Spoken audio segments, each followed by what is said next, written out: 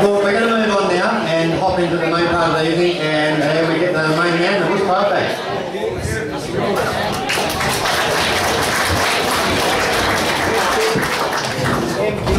I used to always get chastised for speaking too quickly, but Tony makes me sound like I'm rallying.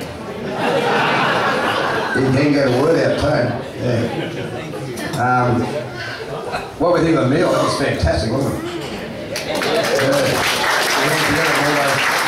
Wonderful people out the back. That important for you out the back, folks. That's tremendous. The mint sauce. That was that just homemade in a jar. It's sensational. Tremendous. As I mentioned, I come from the other side and come from Murray, and as kids we still do love our fishing, and obviously over there it's river fishing, which is a lot different to deep sea fishing or beach fishing. It's a lot more complicated. With the net, the bowl? No, it is. You need a special breeder to be able to do it. It's all in the preparation. You had a couple of hours digging worms and catching yabbies for bait. You had a few hours in the bottle shop, getting things organised.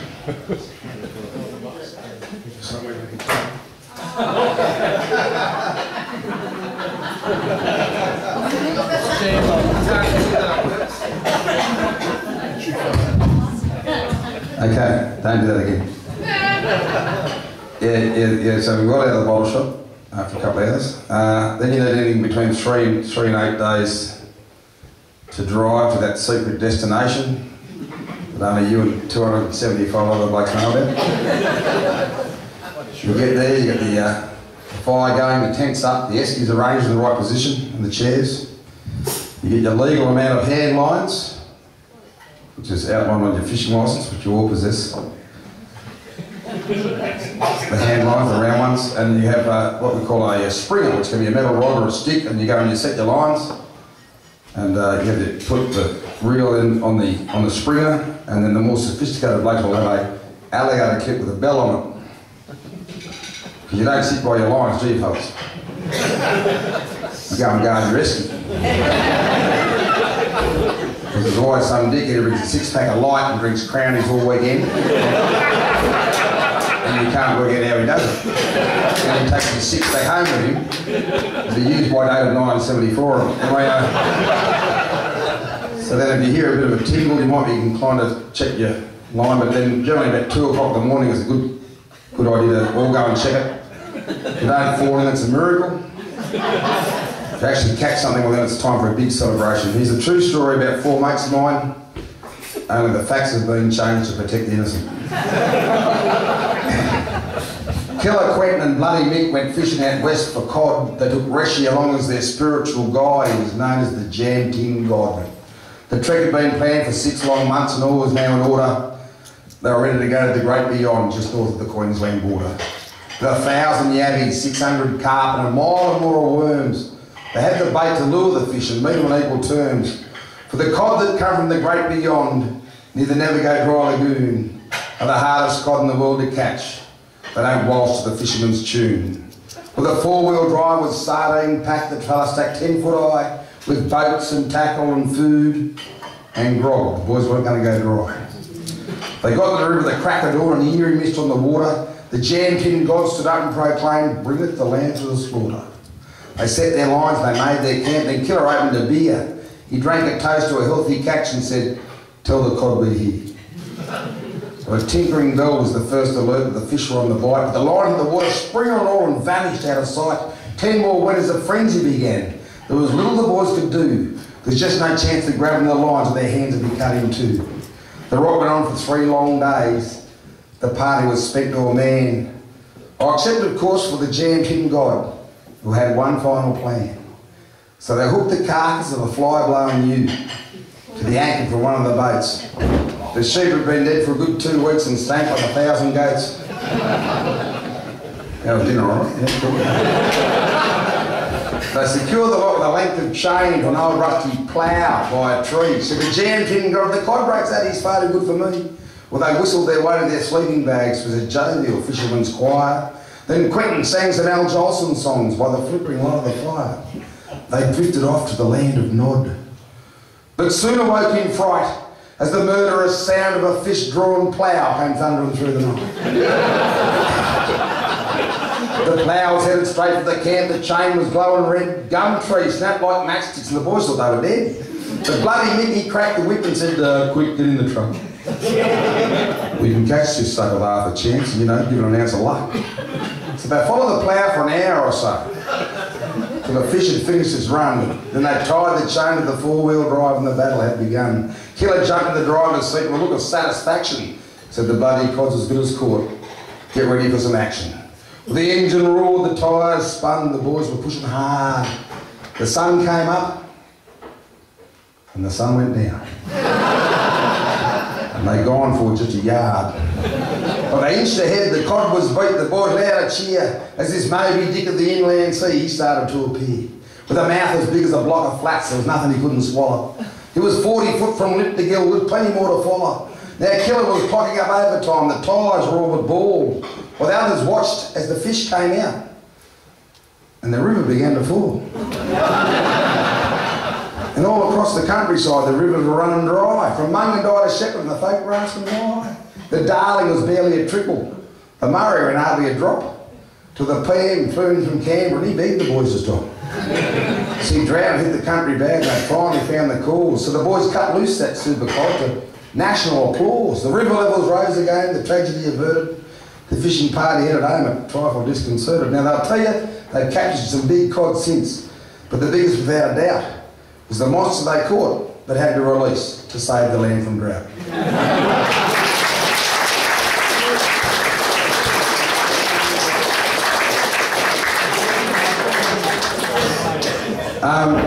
Look, it's just this is such a great event, and I congratulate everyone to it's so important in rural communities to get together like this. And the last word of that last poem, it's a fun poem, is the word drought, and you're probably a little bit more protected from it over here than some of the areas I get to travel around.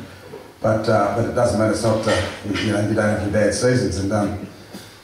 And I wrote a poem a few years ago called Rain from Nowhere, and I'm about to do it, but up until the advent of things a few years back, there are a lot of deathbed scenarios, with the old man calls his son in and says, "Gee, son, I'm proud of you and I love you." And they're saying, "Well, geez, that's great, but you could have told me 20 years ago, And I think with the advent of things like Manshed and Beyond Blue and Black Dog Institute, the whole depression thing has become, rather than come on mate, toughen up, be a man. It's recognised as a condition that has to be treated, and I've done a lot of functions around the countryside, and I got a phone call. Now where's my Scottish mate? Where's the man from Edinburgh? Derek. I was going to say, he'll get straight away because I got a phone call in 2007 from an old Scottish mate of mine who I hadn't heard from for 7 years. It sounds like we weren't that close, but he's a good bloke. And he wanted to know about the bush. And I didn't know what the bush was. That's Scottish for bush, isn't it, Derek? It's a big plant, yes. Anyway, and my mate Russell had been, I think he's out in West Australia, he'd been working with doing wonderful things with the Oasis Foundation, part of the Salvation Army, and they went down to do a documentary on the issue of rural depression and suicide, that sort of stuff. And I got to meet a wonderful bloke called Captain Paul Moulds, now a major in the Salvation Army. He'd done some wonderful work with the street kids of King's Cross, and we had a few meetings, and something to people earlier about a good mate of mine, an older mate of mine, who was a rugby coach and did a lot of music for different Australian movies like Picnic at the Hanging Rock and The Lipley. he had a book launch of mine. He talked about one of the things I said before about the Shanachie in Ireland was the second most important person in the village under the king because he was the keeper of the stories. He also said that authors go searching for words, but with the poet, often the words come to you and you've got to react to them straight away. It's like getting a good idea on the tractor at the start of the shift and trying to remember what it was at the end of the shift. And, you know, I was going to admit that. Anyway. And on the 21st of February, I wake up with a couple of lines in my head. I can't remember which lines they were, but I just knocked out this poem. His cattle didn't get a bid.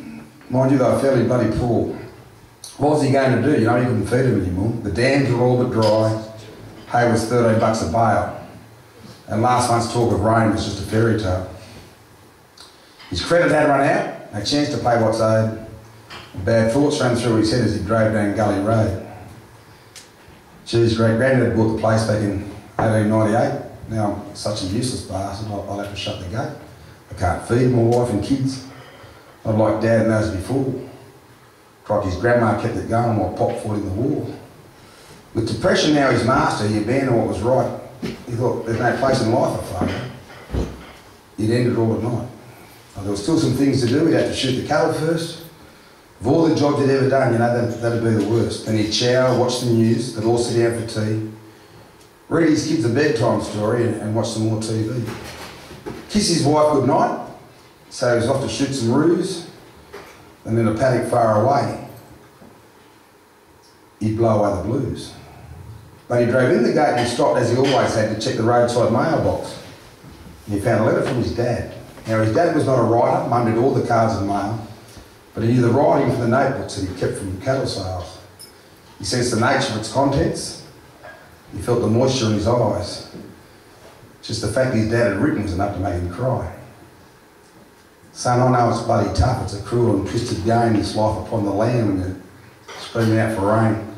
There's no candle in the darkness, not a single speck of light. But mate, don't let the demon get you. You have to do what's right, you know. I don't know what's in your head, but push the nasty thoughts away. So you'll always have your family at the back end of the day. You know? You have to talk to someone, and yeah, mate, I know I really did. But you've got to think about Fiona, you know, think about the kids. So I'm worried about the son. You've been phoned for quite a while. And I know the road you're on, mate, because geez, I walked every bloody mile. The date, December 7, back in 1983. Behind the shed, I had the shotgun rested by the bricklayer tree. See, I borrowed way too much to buy the Johnson place. It didn't rain for years and we got bombed with interest rates. The bank was at the door. I didn't think I had a choice. I began to squeeze the trigger. And that's when I heard your voice. You said, where are you, Daddy? It's time to play our game. I've got squatter all set up, you know, we might get general rain. It really was that close. And you're the one that stopped me, son. And you're the one that told me, you know, there's no answer in the gun. Just remember, people love you. Good mates won't let you down. Look, you might have to swallow pride and take that job in town just till things come in. You've always got a choice. And when you get this letter, ring me, mate, because geez, I'd love to hear your voice. Well, he cried and laughed and he shook his head and he put the truck in gear. He shut his eyes and hugged his dad in a vision that was clear. He dropped the cattle at the yards, he put the truck away. He filled the troughs the best he could and fed his last 10 bales of hay. And he strode towards the homestead, shoulders back, head held high. Oh, he still knew the road was tough, but now there was a purpose in his eye. He called his wife and children who'd lived through all his pain. Hugs said more than words. He'd come back to them again. And they spoke of silver linings and how good times always follow bad. And he walked towards the phone and he picked it up and he rang his dad. And as his kids set up the squatter, he hugged his wife again. Then they heard the roll of thunder and they smelt the smell of rain.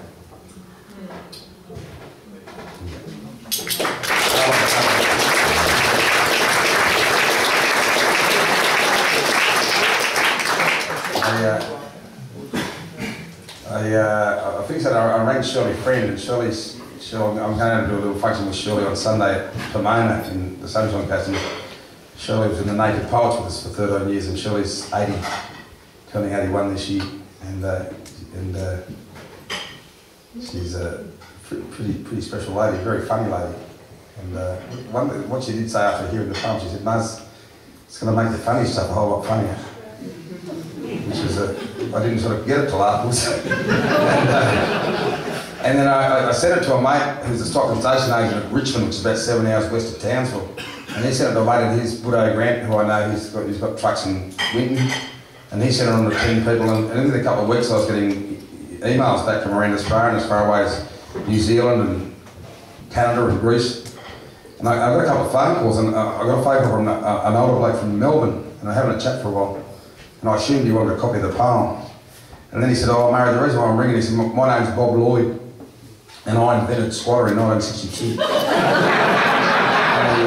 and he set off a couple of checks to the Salvation Army, and it's still the biggest selling Australian British game ever. And he's updated it all. So, you know, I don't know if they use Lucy Jet anymore. The story of Dad's great Lucy Jet dog tragedy of 1989. Well, we've got a lamb carcass brought up in the Scarifier from the back paddock, and we lost a few dogs. Yeah, so if you haven't got a game of squatter, and you've only got an old one, get the updated one. It's a bit more environmentally friendly, apparently. Now we're over here talking to David.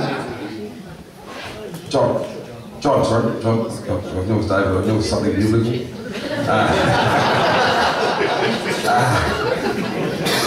And I know there are two people here who were at the Farm MK conference, and that's why I'm here, which is I'm glad they enjoyed what I did and invited me out. But this is a piece, as I said, I don't normally do too much, it's not mine, but this is just such a fun piece. A bloke called Pete Dennehy firstly introduced me to this. Has anyone heard of Pete Dennehy, country music singer? He wrote a great song about 5 years ago about talking to a teenager, and the chorus went, yeah, no, whatever. Pete's a great bloke, and after this, we did on a trip around Australia with Tamworth on Parade, and he sent me this cassette, that's how long ago, it was 1992, and with a whole lot of different stuff on it, and he had this piece, which was, and basically, and it took me a long time to find out who'd actually put it together, because other people had claimed it within Australia and whatever, and I can't believe I said that. Anyway, I found it was written by Archie Campbell, who no longer with us, but he was from Tennessee, and he wrote it in 1959. If you get on YouTube and go look up Archie Campbell, and you'll see him doing this piece, I think, shape of the Hee Ha Club in America in 1961. The story was that he took the story of Archie, of Cinderella, and when he copied it out, he got it back to front. So Cinderella becomes Rindicella. So instead of Cinderella falling in love with the handsome prince, Rindicella falls in love with the prancing hints, okay? So we think Archie might have been dyslexic. And I never understood why they made that word so hard to spell. I think those poor bastards are doing tough enough as it is, you know? So we do have the toughest language to learn, English or Scottish. I mean, look at all the words rough, bow, through, and thought. You know, they're all AUJs, they're all different. I mean, why is the word abbreviation so long? What about monosyllable? You know, for what it means, it just should be boop. You know, and why are they going to have to put an S in the word list? That's very good. Should be a speech impediment you can't remember. Anyway, we'll move on to Archie Campbell, back from 1959. Once upon a time there was a prancing hints, and he decided to have a Banshee Fall. Now what's that? Oh, I've got a very intelligent audience. Fantastic, this should be a breeze. He invited everybody from miles and man to the Banshee Fall, especially the pitch reaper. Well, Rindicella's mugly other and her two sad blisters. They went up to buy some drancy fesses to wear to the Banshee Fall. But Rindicella couldn't go because all she had to wear was some old ruddy dags. Well, the night the Banshee Fall arrived and Rindicella couldn't go, so she just cut down and shrine. Well, she was sitting there shrine when in a smuff of poke. And there was poke everywhere. There appeared Gary Muz Hartin. We touched her with his magic wand, and there suddenly appeared a key boach and Hicks white sauces to take her to the Banshee Fall. But the Gary Muz Hartin said, Rindicella, Be sure to be home before midnight, or I'm going to turn you into a tumpkin. Well, Rindasaur arrived at the dancing floor and she was met by the prancing hens, because he'd been watching from a wooden window. And he went, crikey, who's that shitty preload?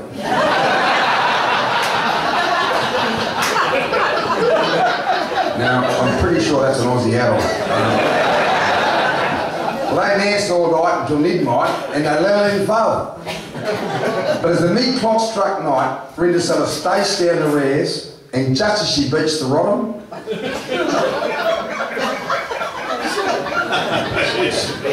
she slopped a dripper.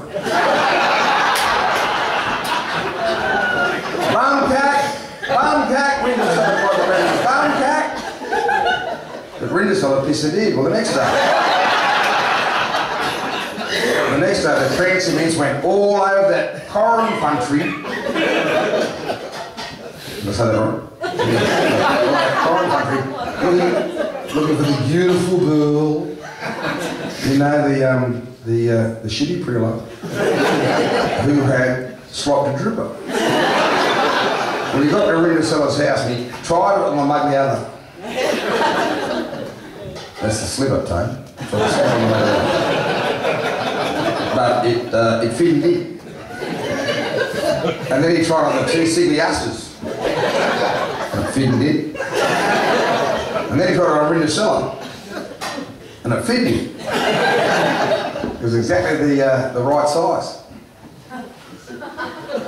No, that's not funny. That's the right way around. That's supposed to be side rise. That's a little bit of a luck fuck, we'll sort out later on. That was exactly the side rise. Well, they got married in Dartford and the Hatwood, and the story of the more is, if you want to go to a bouncy fall and have a prance amongst all in fun with you, don't forget to swap your dripper.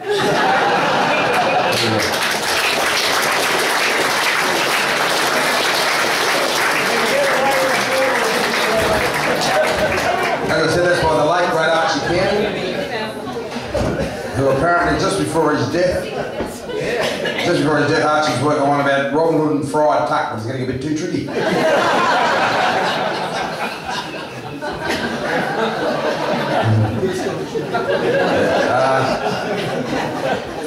Okay, lovely meal. Now I want you to look at someone opposite you and smile at them. And if they've got anything stuck in their teeth, let them know.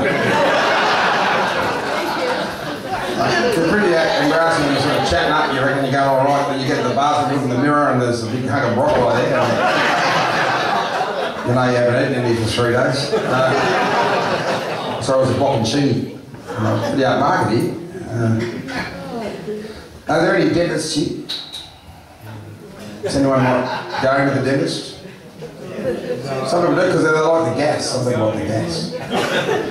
I'm not being the dentist. I say I don't like the dentist, and he probably don't like me. Then again, I haven't seen him since 1993.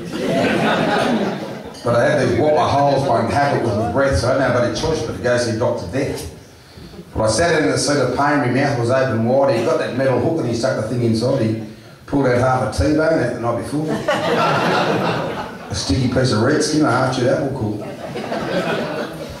How cool are redskins? Any lolly freaks in the room? Redskins? What are some other favourites there? No, lolly and stuff. Fantails, what are those there? I remember my first trip to Sydney from Murray, just here at the farm for a second, because I like talking about lollies. Hard to believe in this physique. Anyway, and flew to Sydney to stay with family friends, the Odgers, at 26 Fay Avenue, Blakehurst. Does anyone know that? I think that's a stupid question. I've been asked that a bit. Actually, we've got one bloke actually lived in 10 Fay Avenue, Blakehurst, but he didn't know either. They don't talk much in Sydney. Anyway, but Malcolm and me were sort of either side of me in age. So again, 1973, you know, fresh from eating a few top-knot pigeons back home. Gone down to the local Blakehurst corner store, and this when the corner store was sensational, wasn't it? You had the rings there, the skull and crossbones, and the snake rings, and cobbers were 3 for 2 cents. And now 2 cents doesn't even exist, so you should get them for nothing. You know, teeth were big. but I was quite partial to a musk stick. It's a lot easier to say than eat than say, musk stick. If you've got a lift, you've got no death at all. A musk stick. Anyway. I'm allergic to them. Anyway, so I got myself a couple of musk sticks from the local Blakehurst shop, bit into it, it was soft. I thought, this bastard's stale. Now, city people don't understand what I'm talking about, but country people do, because by the time the Lloyd truck up to Murray, they've been down there for a couple of months. To me, a musk stick snapped off. I had never had a soft musk stick before in my life.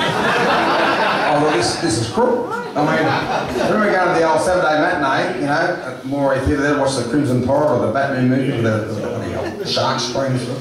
Remember those things called milkshakes? Yeah. They'd scare the teeth out of your gums from 20 metres. They were designed by dentists, those lollies. Anyway, take it back anyway. This was a white talk. Dentist. Holes in his screen, I've seen some holes, but these won't take the cake. I had a truckload of mallet to get into shape. And it really isn't worth it. They're shot to bits, no doubt. He said, I haven't got an option, mate. I'm going to have to take the mongrels out. Well, he got this monster needle and he stuck it in my gums. I was squirming in my suit, so, you know, walking on my bum. She did that just right down the centre. Actually, now they tip you upside down, the money falls out. But the needle did the trick, my entire face went numb and that stupid plastic tube was doing battle with my tongue. Well, he pulled 3 teeth, cleaned the rest and set me on my way. But thank you very much, was all I could say. I walked the elevator, there was this glamour down there, something like Elle McPherson for people with long brown hair. I said, oh, girlfriend. And dribbled on the floor. And she needing the ghoulies and shoved me out the door.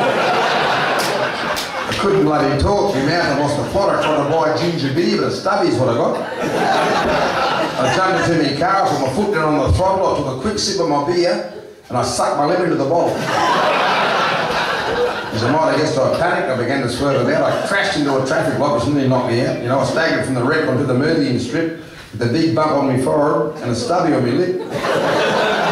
Well, the cop was there in no time, and he said, what happened here? I said, I got my head going the dubby, and I couldn't feel it. I said, you're fucking pissed. He took me straight down to the station, put me on 3 matters relating to intoxication. Well, they couldn't breathalyse me, you know, with the study, couldn't wait. I went for DUI and 2 things I didn't know. I said, I tapped into the dealer. Oh, them don't go, oh. I said, mate, if you want to get some bail, you better make a call. You know, no one got under me, so I couldn't get the bail. The cop lost me a blanket and I spent the night in jail. But I went in the cell next morning and the sergeant just said, Piggy, I don't like your chances, mate. The judge is really upset. He's had a horror morning and I'll give you the mail. No way he's going to cop your bulldust dentist fairy tale. Well, I fronted up to court because, you know, cop it on the chin. I'd since removed the stubby. So there was no way I could win. And I almost pleaded guilty to that cranky judge. He broke my spell when he said, oh, I dumped into the dealer, I can't Google that one. I got a sympathetic hearing. Shoot a story on it.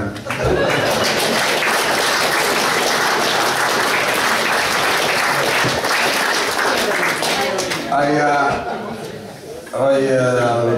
got an email 3 or 4 years ago, about 3 years ago, from a bloke who was from WA. I forget the name of his little town. It's only small, 500 people. And he was on his first trip to...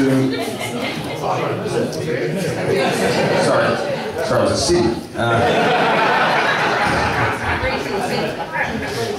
Had a shot. Yeah, anyway, Coops, anyway, he was, this is actually a serious one. And he was on his first trip to Afghanistan with the army. And he'd had my CD and he'd left it behind. He just thought it might be a good thing to have over there to keep the boys a bit... Hey? What? Wait, people?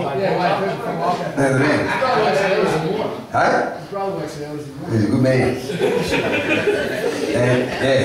And so I said, because he wanted paper, I said, no, just tell me where to send it, I'll send everything I got.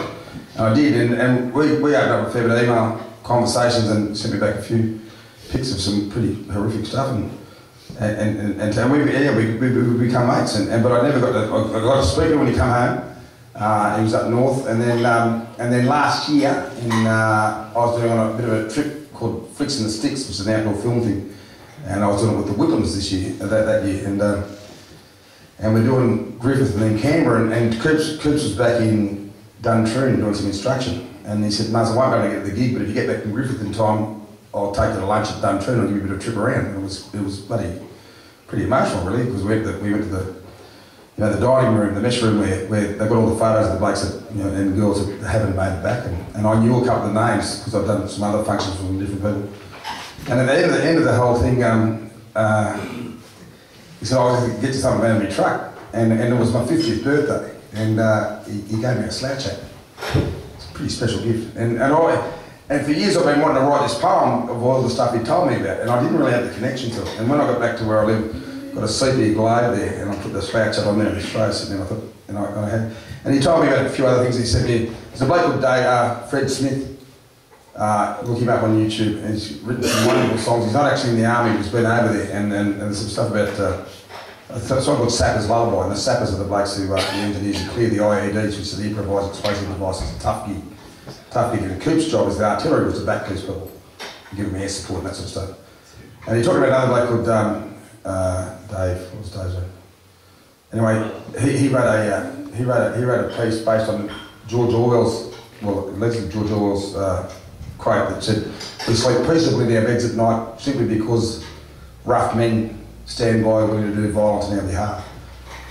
Which sounds tough, but it's true. And anyway, and I knew a little bit of a few other things, but not too much. But the slouch hat gave me the connection to write the poem. So it's only a short one. It just goes like, there's a slouch hat in the lounge room, pristine and never worn, standing watch atop a globe, dawn till dusk and dusk till dawn. It will never go to battle, never ask the question why, but it sings to me a sapper's lullaby. It won't play footy by the pyramids, it won't taste Kokoda's mud, it won't feel the heat of Vietnam or be stained by good men's blood. It won't trade shrapnel on the chaos on the beach at Anzac Cove, but it tells me quietly why the rough men go. Men like my mate Coops, who gave the hat to me, who backed the engineers as they cleared the IEDs, 30 feet apart, treading softly, staggered file, and under the Afghan sun they walked the danger miles. And I've shared beers and laughs with Timmy, and I've looked him in the eye, and I've heard him talk about lost mates, and I've seen a tough man cry. Just like those that have gone before him, and they may go on forever. And the slouch hat, well, it binds them all together. With just a sideways glance, I could set my brain to work, recall the deeds of Albert Jacka, and hear the pledge of Ataturk. Eric Bagel sings Waltzing Matilda, and the lyrics haunt my mind as I think about the heroes left behind. But the rising sun will not forget them, as it shines on new recruits, brave young men and women, bold as brass in shiny boots. Duntroon and Kapuka, passing every test, and beneath the slouch hat's brim they'll do their best. So that slouch hat in my lounge room, it won't travel overseas, but it takes me on great journeys, and it reminds me that I'm free. A symbol of Australia, no surrender, no regrets, and a shrine of those now gone, lest we forget. And that's the Your Man Coops. And the first time I performed that public was at a one-man show I did at North Sydney, and Coops was there, which is pretty cool. And yeah.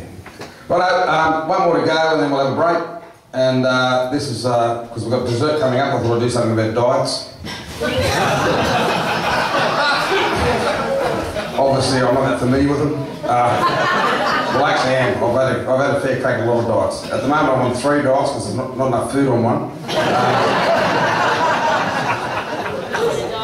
Oh yeah.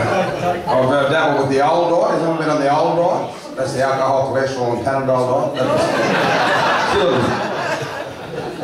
Actually, I'm pretty technological now, so I've got now a computer. I did a bit of research. I reckon I'm in the early stages of bulimia. I'm eating lots, I'm just not throwing up yet, but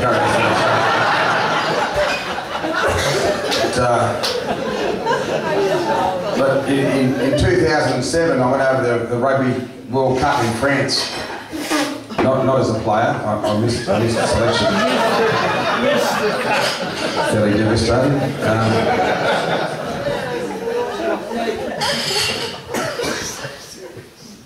right, mate? It's getting cold. I thought you got kicked out, Tate. Righteous, actually, that was a bit like the Sydney Olympics, because I missed selection there too. But I'd done a lot of work for the Sydney Olympics, so a lot of training. I did 7 days a week, 13 hours a day. And then found out the double skulls had nothing to do with drinking.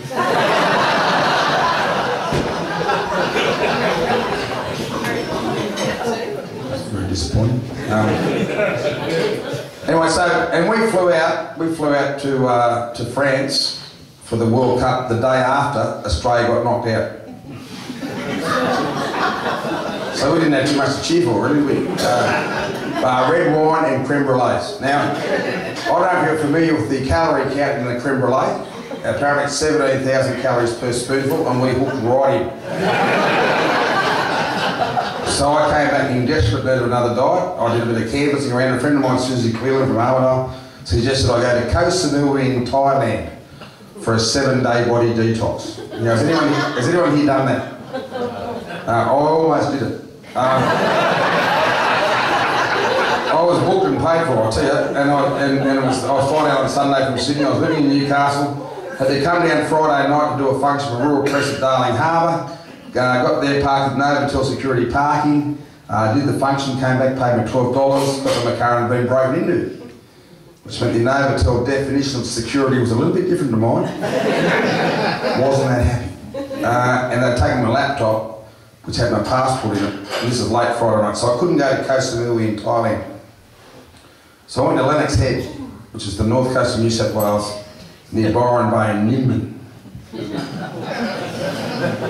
And I've got a really fit mate there, Mike Brown, and his little wife Maria teaches yoga. Have you got any yoga devotees in the room? Anyone like yoga? Not yoga, yoga. Yoga, we've got yeah, cool, right, yeah. Anyone remember Swami Sarasvati, early morning television, a long time ago? No? She got it booted out by the Rankin sisters and all their lycra and stuff. Wait, this might talk you or talk you out of it. I've heard him say necessity is the mother of invention, and apparently the road to hell is paved with good intention. But fat pills aren't invented, so instead of getting skinny, I'm on Highway 1 to Hades, munching Maccas in a mini. So on the other side of 50, my youth's been pushed away by a hungry, lazy bastard who gets fatter every day. The athlete once within me has sadly been consumed, and any plans to keep me fit have well and truly come unglued. So I've got a 14-year-old push bike, and the tyres still look new. I've got an ab slider, an ab pro, an abdominizer too. I've got 1,000 powdered shakes. I've run every diet since creation. And what I've spent on joining gyms, I could have fed a third world nation. And I was trying out the ante. Everything had failed. Oh, but the only thing that really worked was winding back the scales.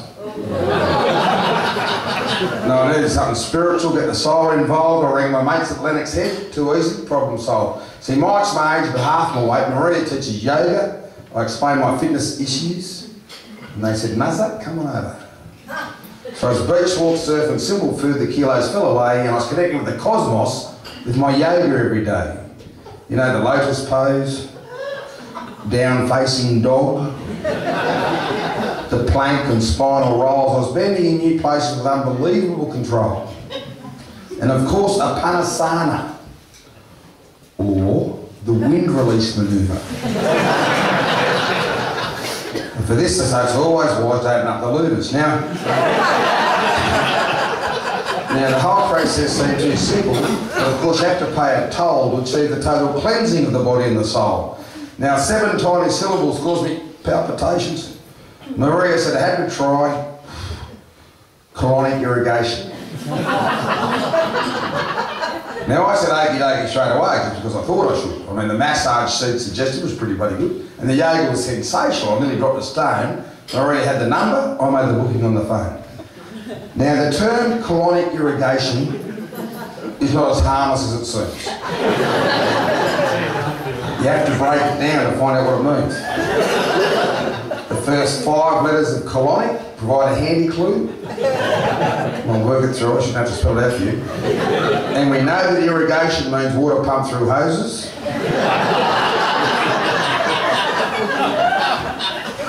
So you wrap your head around that concept? There's no way you're smelling roses.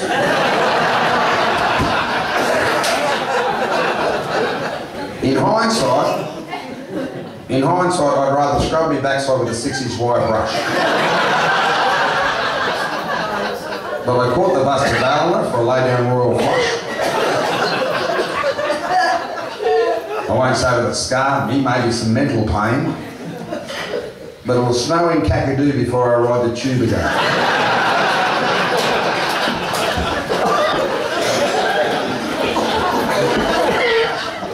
I caught the bus back home to Lennox. I stood up all the way. I'm not a good lad, do I? I thought remarkably okay. Perhaps a bit too confident. Now this might sound moronic, but never, trust me, never take a yoga class after a client. Well, I wasn't thinking, was I? I got caught up in all the hype. It was in down-facing dog. I thought, gee, something's wrong. It's probably just a cramp. Shouldn't last too long. Then in the wind release manoeuvre, I found out I was wrong. And just how wrong I was. So much more than cramp and wind. I couldn't describe the chaos the world I begin. It was total pandemonium. The yoga class of doom. It took Murray days just to sterilise the room. I retreated back to Newcastle, 2 good friends blown away. Sure, I dropped some weight. What about the price I had to pay, you know, the post-traumatic symptoms? I couldn't sit down for a week.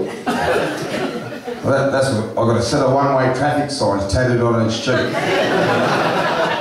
And the body detox plan to get me back in shape, but pretty soon my fridge was full of pizza, beer and cake. The soft sand walks went out the window.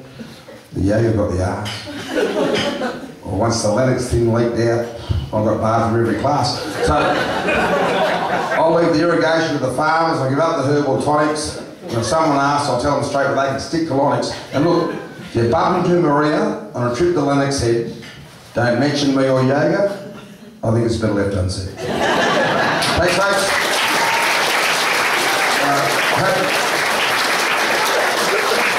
I will be back for 1 or 2 more later on, but I hope you enjoy your sticky date pudding for dessert. My disappointment about the 2000 Olympics.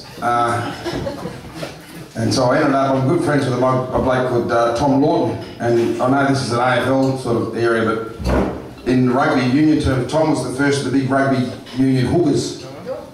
He took over from Billy Ross, who was about 92 kilo. Tom was 115 at 20 years of age. He's trimmed down to a neat 135 now. Well, he married Julie Parker from southwestern Queensland, and at the time of the Olympics, her brother Scotty lived at Meandara, which is not, well, I suppose compared to the Coops' hometown, it's a bloody metropolis, but it's not that big. And so in September of 2000, they invited, while everything was going on in Sydney, they invited Tom and I to open up the Meandara show, because everyone else was busy. And we got out there, and on the Friday night we had 2 options. We stayed at home and watched the opening ceremony of the Sydney Olympics on the TV, you know, the kangaroos on bikes, woohoo. Or we could go and watch Spotty play in the final of the pool comp at the Meandara Bowling Club. Now, as far as international sporting events go, it was a bit of a toss-up. But as he was our gracious host, we thought it'd be, you know, a bit rude not to go and give him a bit of moral support. So we went in and unfortunately got beaten. We used to have on one of those matching pool ball clocks, you know, I got one of them with the 12 at the top. Big in Boggabilla, not real big in Double Bay in Sydney yet, but you catch it on. And we celebrated his loss well into the night. And it was fairly lucky he didn't win, or we could have died. And we woke up fairly scratchy the next day, and we opened up the show, and you're familiar with country shows. They have the main arena, which starts at the morning with the kids doing the barrel racing, the bend races, and they have a bit of camp drafting, and then then there'll be some fireworks, and then the radio later on. But it being Dara through the course of the day, they had the main arena, but they had a 100-metre area fenced off as well. They had a greyhound starters box.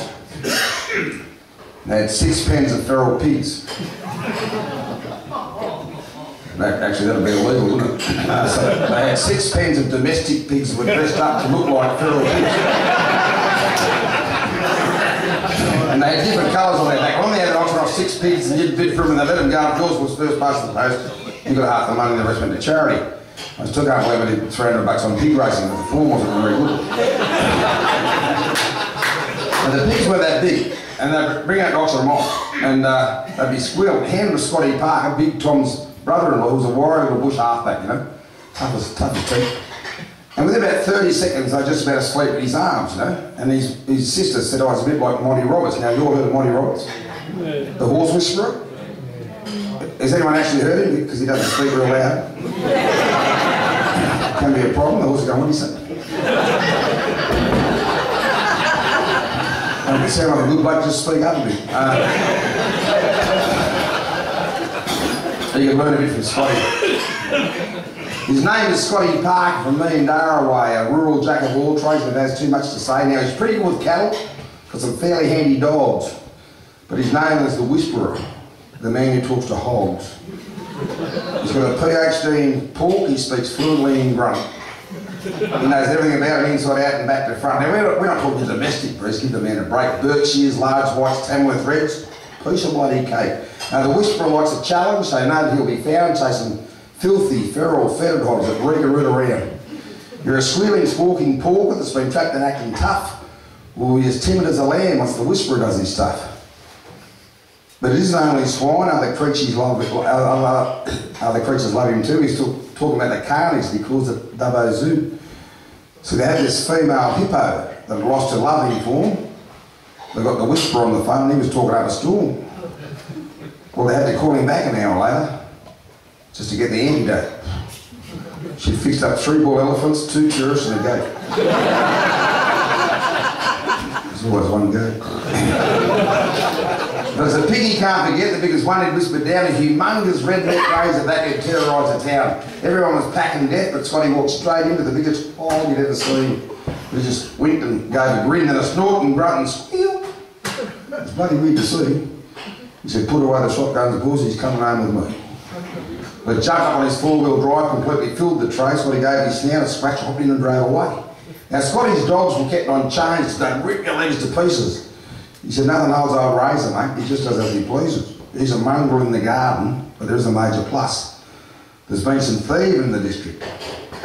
No one ever bothers us. They can smell annoying bastards 2 miles down the track, he'll toss his head, charge their car, not too often they come back. Now look, things that happen for a reason, coincidence or fate, whatever it was, Scotty now had strangers at his gate. And he led his dogs to Kunta, Razor 2 was missing, but the Whisperer wasn't worried, it was Razor's rutting season. And it's a technical agricultural term I'll talk through about. Now some people look for trouble and deserve all that they get, and the 3 young mixed up punks who didn't know it yet, they're on the run and headed east, they nicked a car in Gundy and fired up with false bravado and fueled by beer and Bundy. They thought they'd stage a home invasion. As they passed the boundary well, they turned right at Scotty's signpost for a journey into hell. Scotty thought it was cool to bring back the hounds, but they marched up with 22s and said, hit the bloody round, just give us all your money or we'll shoot you here and now. Scotty said, you dickheads, I'm a farmer, the best you'll get's a cow. Well, they decked him with a rifle butt, but he struggled to his feet, he mustered all his strength and let out a loud, Suey! Now through many years of whispering hogs, Scotty knew it all. The long Suey to Razor was a danger call. I heard a rumble in the distance, the sound of falling logs. Oh, what's that one punk asked Scotty? I was just behold. Well, the ground began to tremble, the head punk got the shakes, the Whisperer warned, look out boys, I think he's brought his mates. They rushed to the veranda, the air was full of grunt from a mob of 57 hogs with Razor at the front, the moon lit up the monster's tusks, his eyes were filled with hate, 250 kegs of angry bacon had come to save his mate. The punts fired their 22s, they had razor in their sights, but 22s and razor just like mozzie bites. All it did was make him cranky, the punts were losing heart. Scotty shook his head and said, fellas, I wasn't very smart. The invaders now were shitting bricks. I'm happy to explain that the shitting brick was an early form of ancient Chinese construction block, okay? But being made of papyrus, ready to structurally unsound and crumbled under pressure. They were in a bit of trouble. One began to cry. The whisperer said, Henry, the guns you might get out alive. You know, take off your shoes, lose your clothes, and when you give the word, get running. I'll give you a 15-minute start, then you'll hear the grunters coming. Well, the cops were on the spot when at the gates of hell they flew. They were yelling, bloody pigs! So they copped a flogging too. Having a bad day. The pig now lives a life of luxury, which upsets Scotty's bride when he's got a 5-star style, but hey, the bastard sleeps inside. And he loves his trip to town where he guards the whisperer's truck, and if anyone tries to nick it, well, let's just say they're out of luck. And the razor breeding program is dead set going great. Scotty makes a bloody fortune selling guard pigs interstate. But he hasn't lost the magic, he's still the swinging king of swine, and if you've got problems with a hog, he can help you every time. Don't try to tackle it yourself, you'll be headed for a fall. Let your fingers do the walk and give the whisperer a call. Scotty Hartin.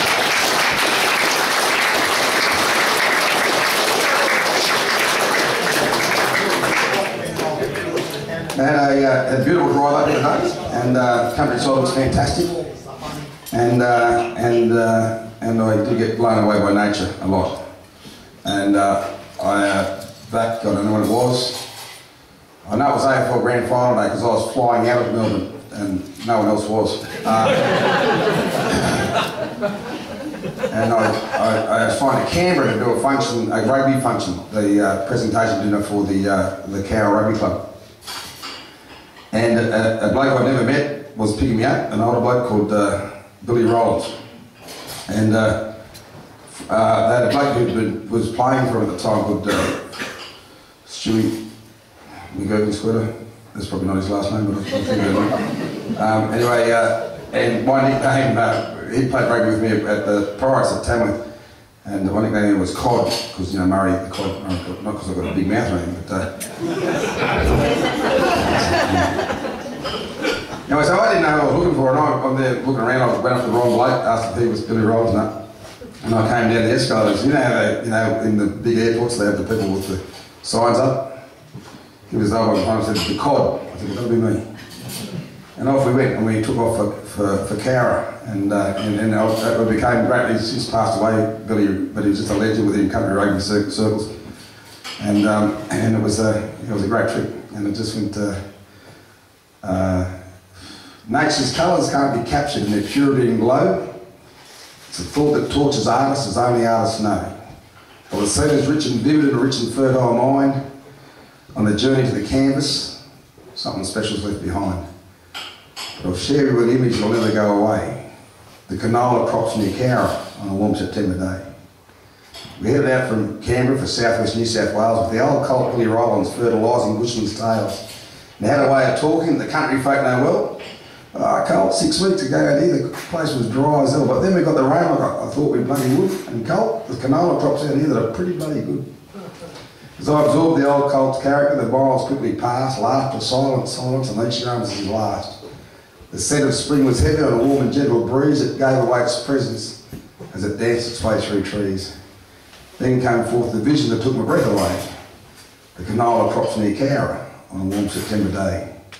Like a dangerous hue of gold with all his minds and father's dreams, it was oozing over the fence lines, paddocks bursting at the seams, a patchwork quilted countryside, hypnotising passers-by, a sun-kissed magic melody composed by earth and sky. And as I go through life, I remember all the way the canola crops near Cowra on a warm September day.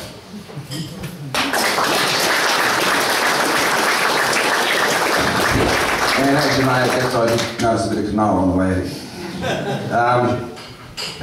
Look, I get lucky enough to travel around a fair bit, and somehow you get older. There's all those things happening. Isn't it funny you've got to keep recalibrating what you think old is as you get older? Because when you're 5, your 8-year-old cousin's pretty old. He knows everything, and anyone over 35 is just about dead. Went away to boarding school, thought the blokes playing the first 15 were men, got them yourself, peoples, bad haircut, immature. Thought maybe it's going to hit me, I'm going to tip 27, it just hasn't happened. You know, someone you wake up one day and say, right, that tell them off, you came up with some long white socks, some sandals and a Burl Ives record because I hit the wall, you know. And the generation, whatever's, they don't quite work it. I was at a 90-year-old's birthday party last year and this 15-year-old kid said, why would you want to turn 90? And I said, mate, have a chat to a few 89-year-olds, they're fairly keen.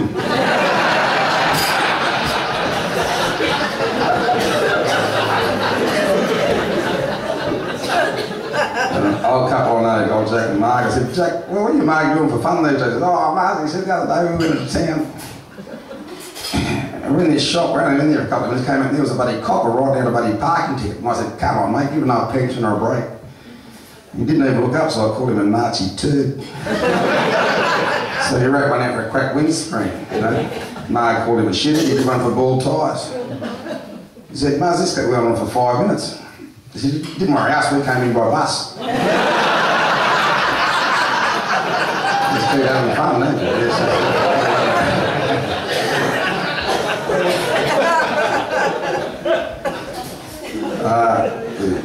I talked about Patterson being an influence. I do love the comedians and Dirkshaw, and we just talked about Glasgow earlier. I do want to get over there.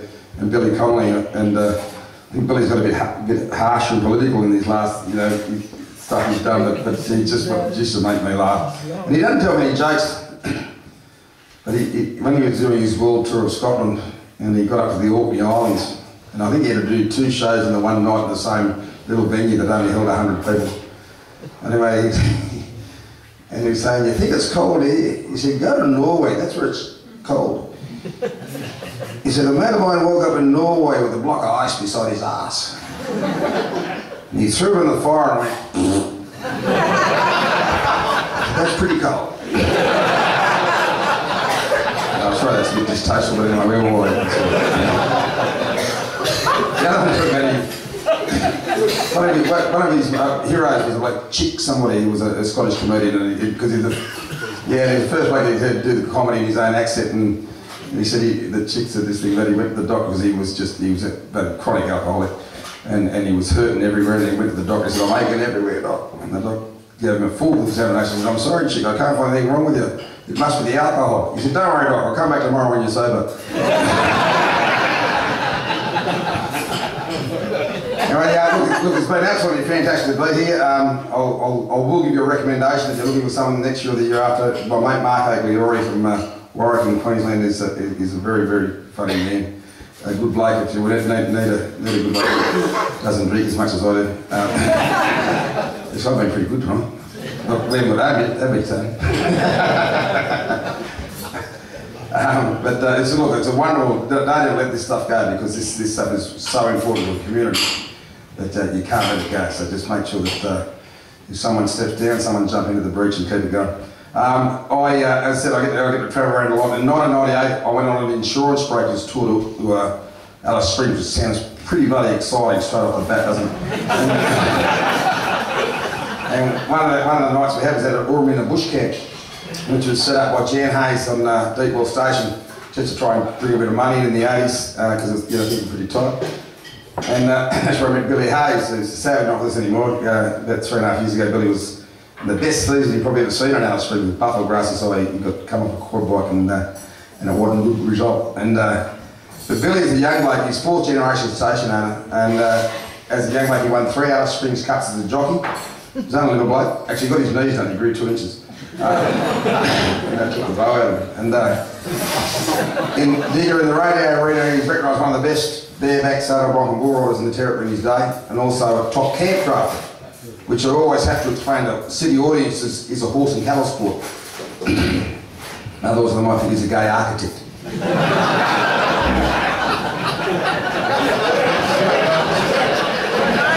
I'll let that filter all the way through.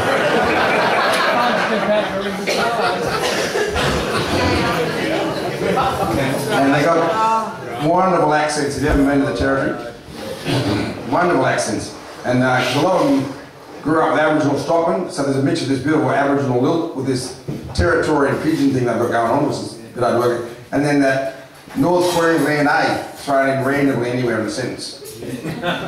So nothing's a truck or a ute or a vehicle, everything's a motor car. Spelled one word, M-O-D-A-C-A-R-A. And most trouble with that motor car, bring it over here, eh? They don't open their lips very fast so the flies can't get in, see? And Billy talked about my name Murray Hartin was one word with no H was Murray Hartin. Murray Hartin, where's my royalties, Murray Hartin? And he also reignited my childhood love of condensed milk in a tube, which all the old stockmen were addicted to. It's like red cordial with the kids. Chew with that, they could go for 3 days. No, wonderful people. And anyway, as I say, they work hard, they play hard, they drink hard, which took a little bit of getting used to, but I knuckled down, had a real crack at it. And they're basically fearless except for one thing. Here's a tale of Billy Hayes from out near Alice Springs. A wild young ringer in his day done some crazy things. So he jumped bulls over fences, raced a colt up Ayers Rock. His legs weren't built for walking, they were made for riding stock. A legend around the radios from Ada on the Broom. An untried horse at 6 AM was saddle break by noon. They formed with equine foolery but wasn't going to try. Only one thing ever spooked him. He was way too scared to fly. Hey, if I was meant to do it, I'd have feathers and a beak. You take the plane you're in a day, I'll drive them west a week. I've been told they're safe as houses and mechanically they're sound. I don't see no rope or bridle sway. I'm sticking on the ground.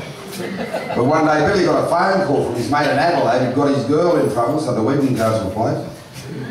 Oh, Bill, I don't care how you do it. You can beg or steal or borrow, but mate, you got to take the plane, eh? Because the big day's on tomorrow. Well, Billy cursed and spat at that dog with flaming cook. He knows I'll jump on anything that's coming out of shoot. I caught stallions that'd kill you. I caught bulls drop their brain. Never thought there'd come the day, eh? I'd have to catch a plane. He legged it to the airport. He thought, hey, this is it. The lady at the counter asked, where would you like to sit? And Gizzy said, you know that black box thing they always seem to find? You stick me right inside of you, wouldn't bloody mind. The lady smiled for a while. He said, I'll just take your bag. He said, hey, I don't bloody think so, by the way. She's called a swag. Well, Bill was sweating buckets when they finally cleared the strip out. His seat put on that tight, he was bleeding from the hip. But when they leveled out, he stopped shaking at the knees. He looked around, relaxed, and said, hey, this flying game's a bruise. He clipped his belt undone, stretched out in his seat. He couldn't stretch that far because his swag was at his feet. Then the captain crackled something. Bill asked the hostess what was said. I said, you better buckle up, there's some turbulence ahead. Turbulence, what's that? So it's pockets caused by heat, and when it gets severe, it can throw you from your seat. Throw me, I'll be buggered. He pushed his seat right back, wrapped his legs around his swag, and stuck his left hand through the strap. He jammed in his Akubra, he was ready now to ride. Then things got pretty bumpy, and Billy yelled, outside! With a plane, she dropped 1,000 feet, rose up 500 more. When his head near hit the ceiling, he gave a mighty roar. I rode all through the territory and never come unstuck. So give me all you got, big bird and buck, you bastard buck. And while the passengers were screaming in fear of certain death, Billy whooped and hollered till he near and out of breath. You'd have thought that canvas swag was welded to his ass. Before the ringer knew it, he'd bucked up to business class. There seemed no way to tame this creature. It had 10 gears and reversed him, where Billy just bucked on through the first. He'd done somersaults with twists on his mongrel mount from hell. He yelled to the pilot, for Christ's sake, ring the bell. Oh, poor old Bill was bleeding from the bugle. He had cuts above both eyes. If you weren't there on the spot, you'd probably think I'm telling you. He'd been upside down, inside out, done flips and triple spins. You might have seen some great rides in your time, but hands down, Billy wins. When the flight returned to normal, Bill was flat out on the deck. Still stuck to his swag. Oh, geez, looked a bloody wreck, you know. He pulled himself together so don't raise his hat. He said, hey, so I had some tough trips in retirement. Whew, never one like that. And 8 seconds spin and Alice, pretty sure made her screwy stuff. No, I was on there near a minute and I reckon that's enough. But the first class folk were dumb, stuck at this crazy ring his feet, but Bill just grabbed a crown and he walked back to his seat. Now years have passed and Bill's won't give the bucking game away. Too many breaks and dusty miles for far too little play. Now playing's not a problem. In fact, he'd rather fly than ride. When you talk about his maiden voyage, his chest puffs out with pride. Yeah, he said, you can talk about your rocking heads and that old chainsaw block. I'd ride them both without a rope and roll a bloody smoke. There's cowboys around who think they're hot. They ain't taste heat till they've ridden time on turbulence at 30,000 feet. Thanks, folks. Thanks for having me.